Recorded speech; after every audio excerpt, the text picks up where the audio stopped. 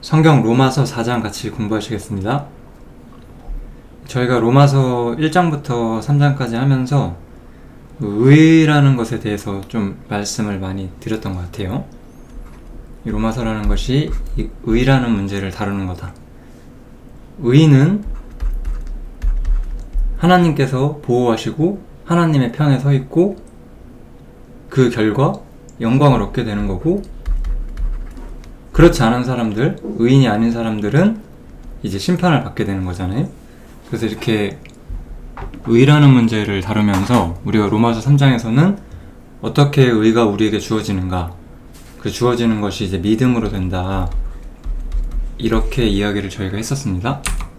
3장은 잠깐만 복습해보면 예수님을 하나님께서 화목제물로 세우셨어요.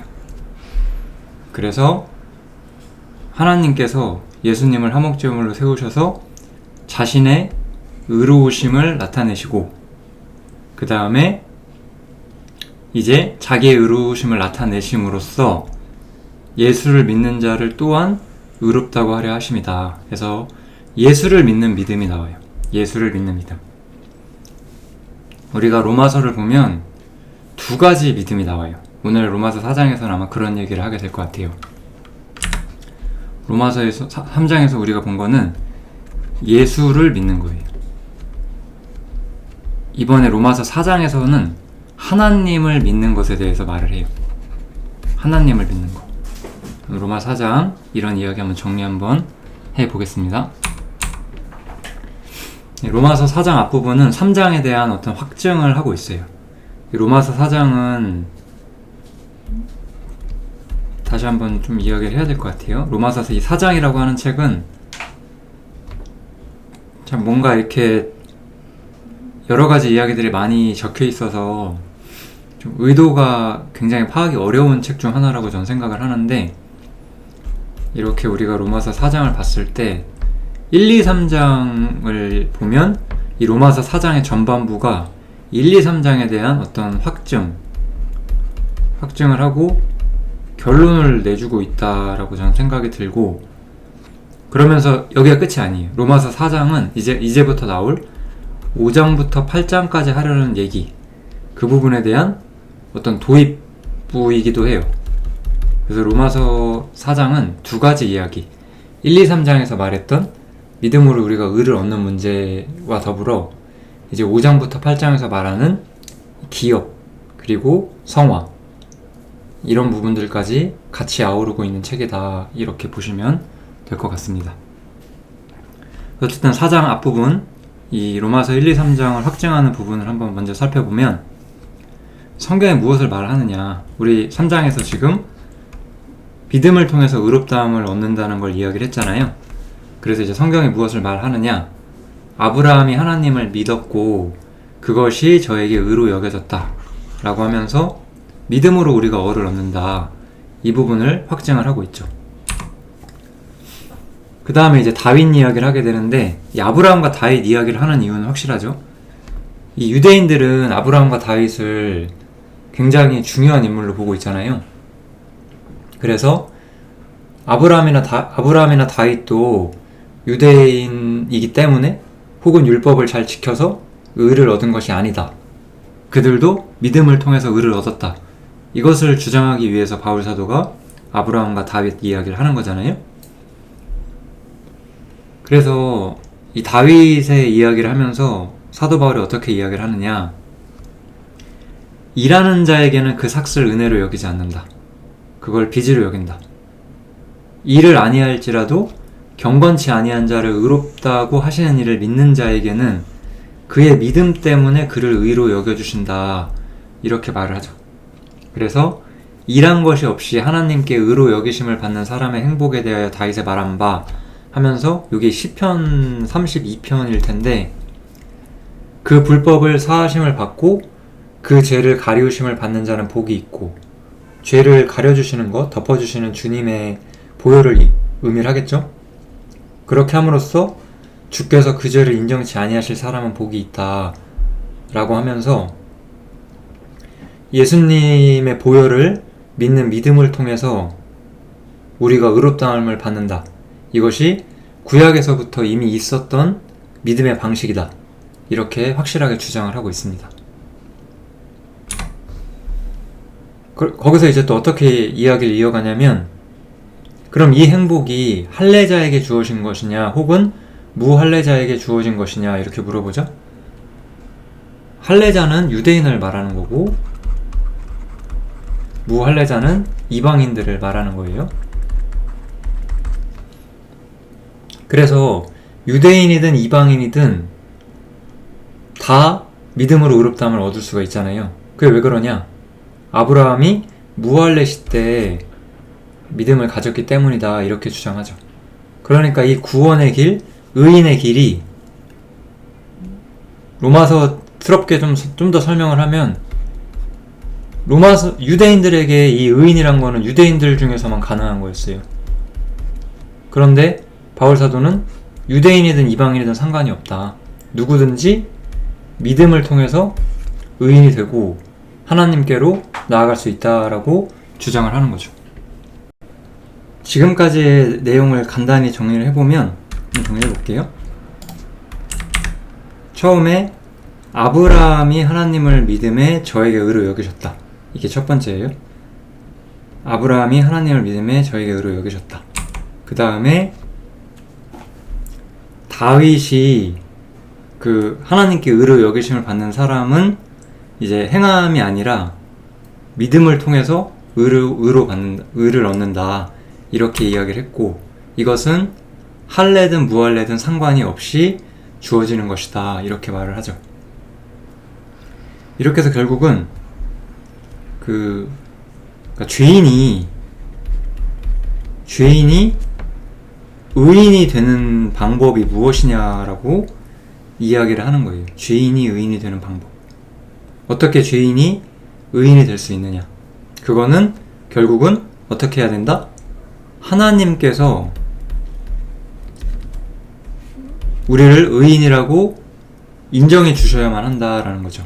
그리고 이제 그 방법이 행위가 아니라, 율법이 아니라 믿음이다라고 이야기를 하는 거죠. 그래서 믿음을 통해서 우리가 의롭다 하심을 얻는 문제, 이 문제를 중점적으로 다루고 있었어요. 이제 로마서 4장 중반부부터는 좀 다른 주제를 다루기 시작을 해요. 이것도 계속해서 이제 믿음에 대한 설명과 의에 대한 설명을 연속적으로 가면서 하는데, 제가 보기에는 좀 여기 이 부분부터 끊어서 좀 더 자세히 살펴보실 필요가 분명히 있습니다. 왜냐면 이제 어떤 이야기를 하시냐면, 아브라함과 그 후손에게 세상의 후사가 되리라고 하신 언약은 율법으로 말미암은 것이 아니라 오직 믿음의 의로 말미암은 것이다 라고 말을 해요. 아까는 제가 말한 것처럼 어떻게 죄인이 의인이 되느냐라는 걸 말했어요. 그런데 이제는 세상의 후사, 기업을 얻는 거잖아요. 기업을 좀 요즘 말로 하면은, 요즘 현대 기독교에서 많이 쓰는 단어를 쓰자면 상급 같은 거예요. 우리가 주님을 믿고 살면서 여러 가지 수고와 봉사를 많이 하면서 그거를 통해서 상을 얻는다라는 생각이 좀 만연해 있거든요. 그래서 이제 우리가 죽어서 천국 가는 것은 믿음으로 되지만, 앞으로 내가 하나님께 열심히 수고하고 봉사함으로써 우리가 더 큰 상을 받는다, 이런 개념이 많이 있죠. 그 설명은 조금 더 깊이 들어가서 우리가 살펴야 할 필요가 분명히 있습니다. 왜냐면 사람들은 상급과 기업에 대해서 많이 오해를 하고 있거든요. 그래서 여기서는 이 기업을 얻는 문제, 이 세상의 후사가 되는 이 문제가 오직 믿음으로 말미암는다, 행위가 아니다 라고 말을 하는 거예요. 만약에 아까는 율법을 통해서 의인이 된다고 한다면, 이번에 율법을 통해서 후사가 된다고 하는 거예요. 다시 한번 이걸 정리를 해보면, 아까는 죄인이라는 것이, 죄인이 어떻게 의인이 되느냐라는 걸 말하고 있고, 그 다음에 후사를 말하고 있는 거거든요. 그러면서 죄인이 의인이 되는 방법이 그냥 크게 우리가 두 가지를 볼 수가 있는데, 하나는 믿음이고 하나는 율법을 통한 행위인 거잖아요. 그냥 율법이라고만 적어 놓을게요. 근데 율법을 통해서는 안 된다라고 주장한 거잖아요. 바울 사도가. 오직 믿음으로만 된다는 거잖아요. 그럼 우리가 후사가 되는 문제, 하늘에서 기업을 얻고 우리가 영광을 얻는 이 모든 문제도 똑같아요. 우리는 어떻게 후사가 되죠? 율법의 행위로 되는 걸까요? 다시 한번 우리가 이제 열심히 노력하고 수고하고 봉사해서 그것이 우리가 후사가 되고 우리의 기업에 영향을 미칠까? 아니면 똑같이 이것도 믿음으로 얻어지느냐라는 문제죠.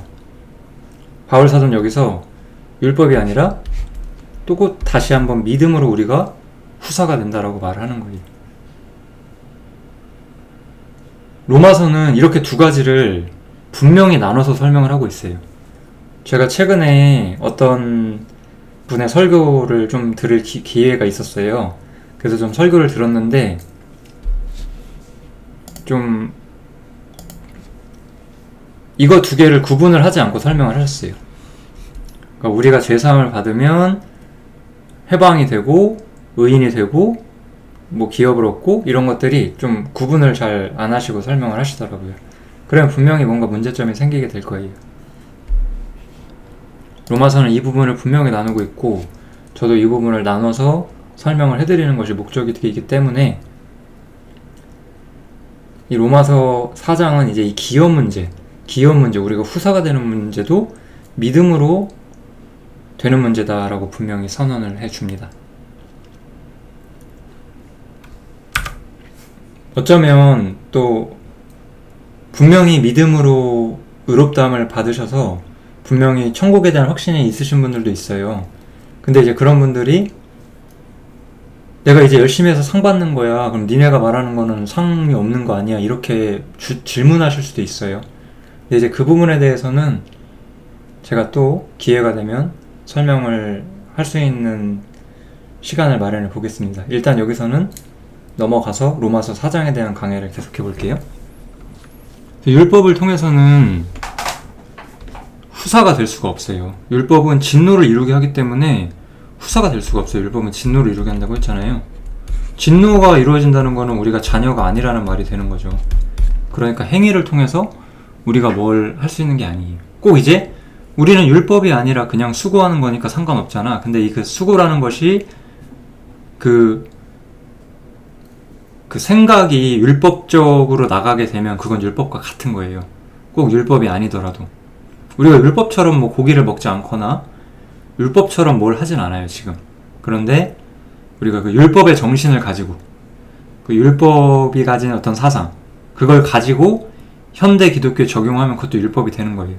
그 부분에 대해서 인정을 하셔야 복음 문제를 올바로 이해하시기가 편할 겁니다. 뭔가 이게 설명을 하려고 하니까 끝이 없네요. 그냥 일단 넘어가는 게 좋겠습니다. 그래서 다시 한번 이제 아브라함의 믿음을 설명하기 시작해요. 그래서 아브라함의 믿음으로 무엇을 말하느냐? 이제 그가 믿는 하나님은 무엇이냐? 여기서부터 설명할게요.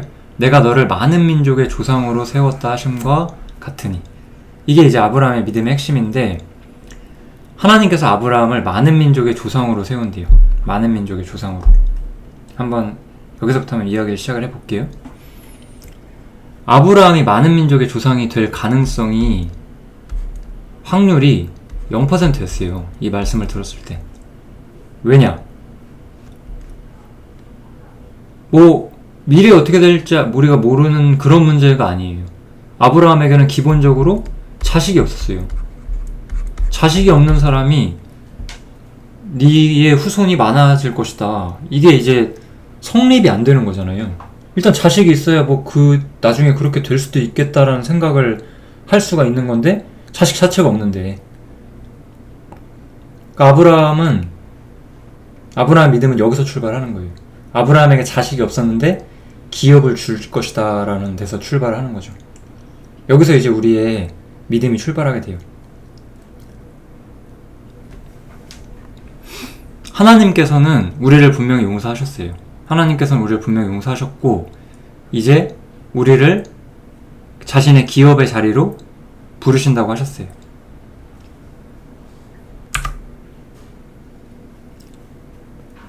그런데 이제 우리한테는 이걸 이제 우리의 삶에 좀 더 적용을 해보면 우리한테는 문제가 있어요. 나는 분명히, 나라는 사람은 분명히 죄의 용서를 받았다는 생각은 들어요. 그런데 지금 내가 선하게 살고 있느냐, 그 문제에 대해서는 의구심이 붙는 거죠. 왜냐면 나에게는 그 내재한 죄성이라는 게 있어요.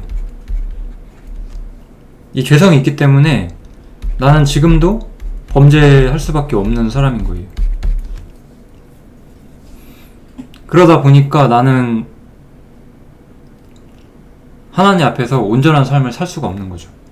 이 죄성이 있고 범죄한다는 이 문제가 있는 이상 율법을 통해서, 내가 행위를 통해서 후사를 얻는 방법은 없어요. 왜냐면 내가 여전히 범죄할 수밖에 없는 존재니까. 여전히 내 안에는 악한 본성이 있고 그 죄악된 본성이 있으니까. 그런 내가 후사가 되고 기업을 얻는다. 여기서 이제 우리가 물음표가 찍히는 거죠. 이게 과연 가능한 것인가? 이 문제가 이제 우리한테 다가오는 거예요. 물론 우리가 죽어서는 이게 될 거예요. 우리가 죽어서는. 우리가 죽으면 육신을 벗기 때문에 뭐 이것이 최종적으로는 가능해지겠죠. 그런데 제가 이 로마서라는 책은 처음부터 죽어서 어떻게 되느냐를 말하는 것만은 아니라고 했잖아요. 의인이 되면 의인의 삶을 살다가 언젠가 죽게 되면 영광을 받는 거라고 제가 말씀을 드렸잖아요. 이 부분에 동의하지 않는 그리스도인들은 저는 좀 상당히 많이 필요하다고 생각합니다. 뭐 어떻게든 어떻게 살든 죽으면 천국 가는데 뭔 상관이야, 이런 말을 하는 사람들은 사실 진정한 믿음을 가졌다고 보기가 굉장히 의심스럽죠. 그럴 수 없어요. 그리스도인들은, 양심에 하나님의 생명이 있는 사람들은 그럴 수가 없어요. 내가 의롭다함을 받았고 내가 의인이 되었다면은 의인답게 살기를 바래요. 우리는. 근데 우리가 죄성이 있기 때문에 의인의 삶이, 이게 이제 답이 안 보이는 거예요. 사실은 이 교회에서는 뭐 이것저것 가르쳐요. 뭐 교회 열심히 다니시고 뭐 회개기도 하고 뭐 봉사 열심히 하고 헌금 많이 하고 뭐 교회에서 수고하면 뭐 괜찮다. 아니면 이렇게 조금씩 우리는 여전히 죄인이긴 하지만 뭐 조금씩 열심히 살다 보면 조금만 더 나은 사람 된다, 이렇게 말하죠. 근데 조금 더 나은 사람 된다고 우리가 달라지는 건 없는 거예요. 아브라함이랑 똑같은 거죠. 내가 조금 더 나은 사람 된다고 나한테 자식이 생겨요? 이게 말이 되는 문제가 아니었던 거죠. 현재적으로 나는 내가 정말 의로운 사람이고 내가 의롭기 때문에 하나님이 나를 위하신다는 생각을 갖기가 힘든 거예요. 그러니까 나는 후사라는 생각도 약해지게 되고 기업을 얻을 거라는 것도 약해지게 되는 거죠. 그러면서 사람이 이제 율법으로 떨어져요. 내가 뭔가 열심히 하고 수고하면 하나님이 나를 칭찬해 주시고 나에게 큰 상을 주실 것이다, 이렇게 떨어지는 거죠. 아브라함 같은 믿음이 없고 이러한 믿음이 존재한다는 것 자체도 잘 모르는 경우가 많아요. 후사를 얻는 믿음이 이 기업을 얻는 믿음이라는 것이 있다라는 거, 이것을 설명하는 게 로마서 4장의 목표예요. 이 로마서 4장을 가지고 이제 5, 6, 7, 8장을 설명을 할 거기 때문에. 그래서 아브라함은 어땠냐? 아브라함은 자기 몸이 죽은 것 같고 사라의 태가 막힌 것 같음을 알고도 믿음이 약해지지 않았다라고 말해요. 아브라함은 자신이 할 수 없는 것에도 하나님은 할 수 있다라는 믿음을 여전히 가지고 있었다는 거예요. 그것 때문에 하나님께서는 아브라함을 의로 여겨주셨다라고 여기서 설명을 하고 있는 거죠.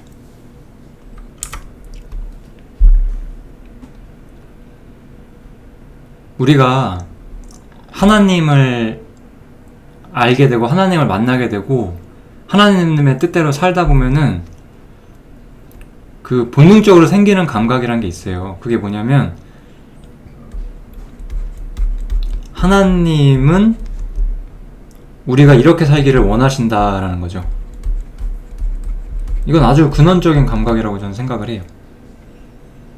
근데 내가 그 부분에 사실 도달을 전혀 할 수 없다는 점에서 나에게 이 기업을 얻는 문제, 하나님과 교통을 누리는 문제, 이런 것들은 완전히 막혀있고 아무것도 얻을 수 없는 존재처럼 보이는 거죠.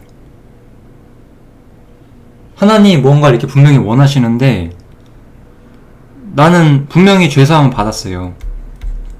죄사함은 받았지만 여전히 내가 아담의 후손이라는 점도 동일하잖아요. 나는 용서받았다는 것도 확실한 사실이고 내가 아담의 후손이라는 것도 확실한 사실이에요. 근데 이 하나님이 원하시는 것을 용서받았고 아담의 후손인 내가 현재의 나로서는 이것을 절대로 이룰 수가 없는 거예요. 아브라함이 자식을 가질 수 없는 것처럼. 일단 자식이 있어야 나중에 후사가 되든 말든 할 거 아니에요. 그러니까 나도 일단 내가 뭔가 시작을 못하는 거예요. 지금 아담의 후손으로서는 시작을 못한다는 거예요. 미리 답을 이야기하면은 내가 그리스도 안에 있다는 생각이 없으면 아무것도 시작할 수가 없는 거예요. 아담의 후손은 아무것도 할 수 없으니까. 그런 거랑 비슷한 거예요. 로마 4장이. 로마 4장은 물론 그 얘기를 풀어주고 있진 않고 제가 그냥 우리 시대의 그리스도인들을 위해서 이렇게 우리에게 좀 적용시켜서 설명을 하고 있을 뿐이고 로마 4장은 이런 거에 대한 기초적인 설명을 하고 있는 거죠. 이제 5, 6, 7, 8장에서 설명할 거니까. 하나님께서는 원하시는 걸 우리가 할 수가 없어요. 하나님께서 내 후사 나로 인해서 내 이후로 이제 많은 민족을 이룬다고 했는데 내가 자식이 없는데 도대체 그게 뭔 소린가, 이렇게 되는 거잖아요. 그리스도 안에서 내가 기업을 얻고 내가 의인이 되고 내가 영광을 누리고 하나님과 교통할 수 있다고 했는데 아니 나는 아담의 후손인데 내가 어떻게 그걸 할 수 있는가. 죄 용서 받았으니까 그게 된다? 안 돼요. 이게 된다고 생각하는 사람들은 양심에 뭔가 좀 화인을 맞거나 뭔가 꼬인 사람들이거든요. 그게 안 돼요. 그러니까 뭔가가 더 필요한 거예요. 그래서 우리는 그러니까 의인이 후사가 되는 문제도 믿음이 필요해요. 행위로만 되는 게 아니에요. 행위로만 된다고 하는 사람들은 이게 안 돼요. 아담의 후손이 얼마나 잘 행해야 하나님이 원하시는 걸 완성할 수 있을까? 절대 안 되거든요. 이거는 제가 로마서 6, 7, 8장 가면서 또 설명할 기회가 있을 것 같아요. 아무튼 사람이 할 수 없는 거예요. 여기 있는 거를 예를 들면 율법을 통해서 할 수가 없는 거죠. 여기 보면 율법에 속한 자들이 후사가 되면 믿음은 헛것이 되고 하나님 약속은 폐하여졌다. 율법뿐만 아니라 행위, 수고, 노력, 헌금 이런 걸로 우리가 하나님 앞에서 우리의 자리를 바꿀 수가 없다는 거예요. 어떤 사람들은 이렇게 말할 거예요. 아, 내가 열심히 교회에서 수고하고 이러니까 난 이만큼 하나님과 가까워지고 있을 거야. 저는 말씀드리고 싶어요. 절대 그렇지 않다고. 전혀 가까워지지 않았다고. 양심이 깨어있고 말씀에 청렴하는 사람들은 자신이 이 문제에서 전혀 가까워지지 않았다는 거를 깊이 느끼거든요. 그러면서 생각을 하는 거예요. 왜 내가 가까워지지 못할까? 결국 하나님이 원하시는 그런 인간이 내가 안 돼서 그래요. 내가 그 하나님의 표준에 전혀 도달하지 못했기 때문에. 내가 헌금을 10,000원 하다가 100,000원 하면 내가 하나님한테 더 가까워진 거냐? 그게 아닌 거죠. 내가 예를 들어 하루 24시간 중에 1시간만 정말 하나님 앞에 열정을 내서 살다가 이제 3시간 열정을 내서 산다. 그럼 내가 나아진 거냐? 처음엔 그런 느낌이 들지만 내가 근원적으로 변하지 않았다는 생각이 들거든요. 그러니까 하나님이 원하시는 어떤 삶, 그 토대에 내가 전혀 도달하지 못하게 돼요. 아담의 후손이라 그런 거거든요. 그래서 우리는 이 문제를 해결할 수 있는 방법이 필요해요. 아브라함이 자식을 받은 것처럼 우리가 할 수 없는 것에 대한 믿음이 필요한 거예요. 어쨌든 그래서 이제 우리한테는 부활에 대한 믿음이 있어야 돼요. 이 부활에 대한 믿음은 전혀 다른 이야기를 우리한테 하기 시작해요. 우리가 아까 로마서 3장에서는 제가 예수님이 우리를 위해서 화목제물이 되셨다는 것을 믿는 믿음, 그러니까 예수님이 십자가에 달리셔서 우리의 죄값이 대신 치러졌다는 것, 그 속죄에 대한 개념, 우리의 죄에 대한 형벌에 대한 사면이 이미 끝났다는 것을 이야기한다면, 이제 우리는 하나님에 대한 믿음이 나와요. 여기서는 여기 뭐라고 나오죠? 의로 여기심을 하던 우리도 위함이니 곧 누구죠? 예수 우리 주를 죽은 자 가운데서 살리신 이 하나님이시잖아요. 우리는 하나님을 믿는 거예요. 하나님이 뭐 했어요? 하나님이 예수님을 부활시키셨다라고 말하는 거예요. 하나님이 예수님을 부활시킴으로써 우리에게 새로운 토대가 생기게 된다는 거예요. 그걸 가지고 이제 다음 설명을 하기 시작을 하는 거죠. 그래서 로마서에서 우리가 지금까지 살펴본 것은 예수님이 화목제물이 돼서 우리가 형벌을 면했다는 거예요. 우리가 심판을 받았어야 되고 형벌을 받았어야 되는데 이 형벌과 심판에 대한 집행이 나에게 떨어졌어야 되는데 나는 저것을 치러낼 자격이 없고 이것을 예수님께서 대신 치러줬기 때문에 더 이상 나는 형벌을 받지 않는다, 이 얘기를 한 거고, 그럼 나는 형벌을 안 받는 건 맞는데 그렇다고 내가 정말 의인다운 삶이 있어서 내가 하나님과 동행할 수 있을 만큼 내가 의로운 사람이냐? 그거는 아닌 거죠. 하나님은 나를 의롭다고 여겨주시긴 했는데 내가 정말 하나님이 나를 의롭다고 여겨주시는 것만큼 내가 정말 의인이 됐느냐? 그 문제에 대해서는 우리가 좀 물음표가 딱 찍히잖아요. 과연 내가 그런 사람인가? 사실 그렇지가 않죠. 그럼 우리는 하나님과 동행할 수가 없는데 어떻게 하나님께서는 이 문제를 해결할 것이냐, 그거죠. 거기서 이제 하나님께서 예수님을 다시 살리셨는데 이제 우리는 그 하나님을 믿어야 된다는 거예요. 왜냐? 예수는 우리의 범죄함을 위하여 내어줌이 되셨고, 이건 우리가 분명히 지금 봤어요. 십자가를 통해서 예수님께서 우리의 죄값을 치러주시기 위해서 십자가에 자신을 들이셨어요. 이제 우리가 의롭다함을 얻게 되기 위해서 부활하셨다라고 말하는 거죠. 이 단어는 분명히 부활을 의미합니다. 우리를 의롭다 하심을 위하여 살아나셨다. 부활을 말하는 거예요. 부활 때문에 우리가 의로워진다라고 말을 해요. 부활 때문에. 그래서 이 부활을 이제 우리 삶에 적용시켜서 이제 성화라든가 우리 이제 이렇게 생각을 해보죠.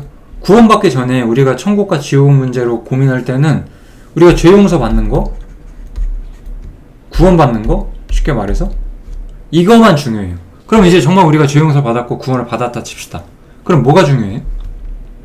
우리가 성화가 되고 영광을 얻고 하나님과 동행하고 이런 새로운 삶이 우리한테 펼쳐질 거 아니에요.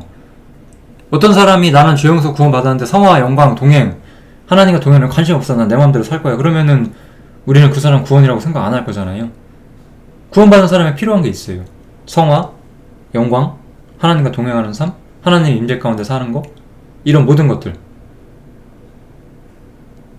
이런 것들은 예수님이 부활하셨다는 거, 하나님께서 예수를 다시 살리셨다는 것에 대한 믿음이 있어야지만 우리의 것이 된다는 거예요.